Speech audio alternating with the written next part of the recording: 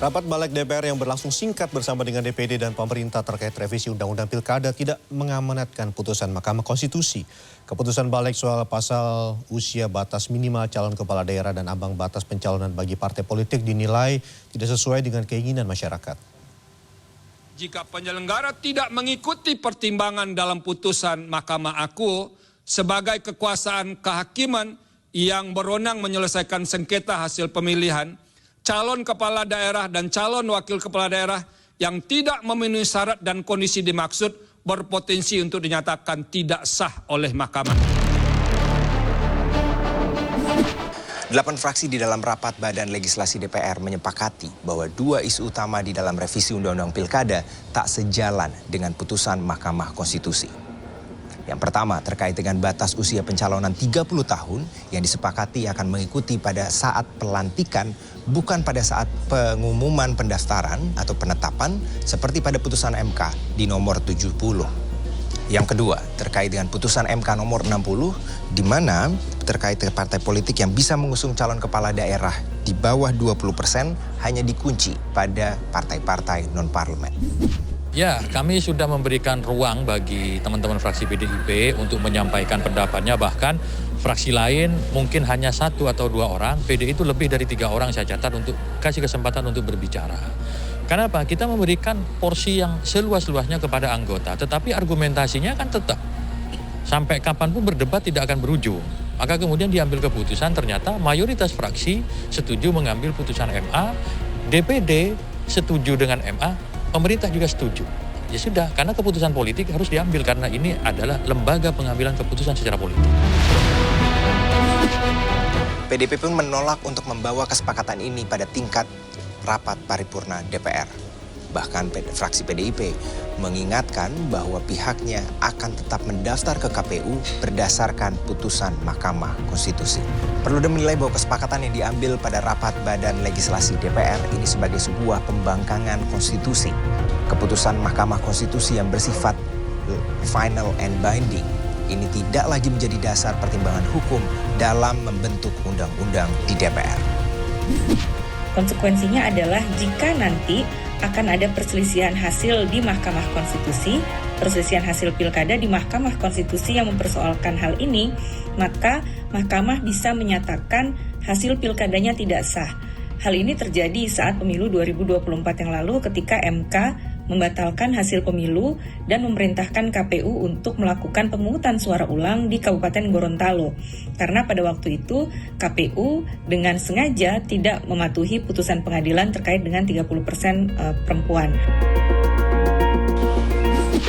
Jika KPU juga tak mengamanatkan putusan Mahkamah Konstitusi, artinya pilkada yang akan berjalan di 545 daerah yang tersebar di seluruh Indonesia terancam tidak punya legitimasi dan inkonstitusional. Ausirion Dholu, Fadli Julian, Jakarta. Dan hingga Kamis siang aksi unjuk rasa menentang rencana DPR yang akan merevisi Undang-Undang Pilkada masih berlangsung. Dan kita akan pantau situasi terkini di depan gedung DPR RI Jakarta. Dan sudah bergabung melalui sambungan telepon ada produser lapangan CNN Indonesia, Airin Wardani. Selamat siang Airin, bagaimana kondisi terkini di depan gedung DPR?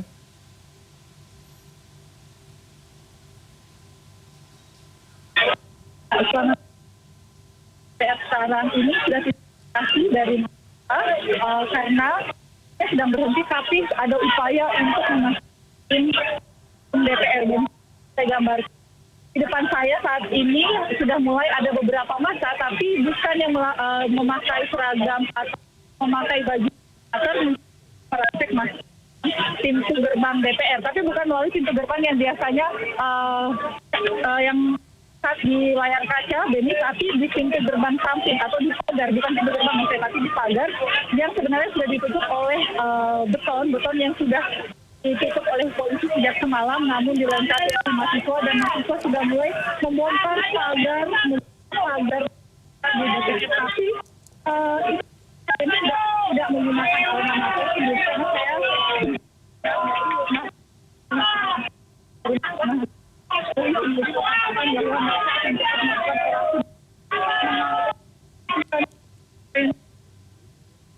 jadi DPR oleh dalam DPR sendiri mengatakan tadi hari Jumat sempat naik ke atas di Partai Buruh mengatakan bahwa tidak ada pengesahan malam ini. Mahasiswa mereka itu hanya akal-akalan dari DPR saja dan mereka akan terus tidak melakukan apapun, dan DPR diminta untuk terus menghormati putusan MK yang menetapkan ambang batas dan juga ambang batas partai-partai bisa memajukan calonnya untuk calon pilkada, calon pemimpin kepala daerah ke depannya sampai nanti tanggal 27 sampai dalam proses pendaftaran seperti itu. Di situasinya kalau dibilang agak chaos tidak, cuma mulai pada itu satu persatu mahasiswa mulai merapat ke DPR, dan tidak hanya itu sama saja. Kalau benar mulai yel-yel memasuki DPR, kita tidak bisa melihat DPR apa yang terjadi seperti apa, karena saya berada di masa sudah menjaga saya kesulitan ke dalam apakah ada usaha dari pengamanan untuk mencegah dari untuk masuk itu Benny.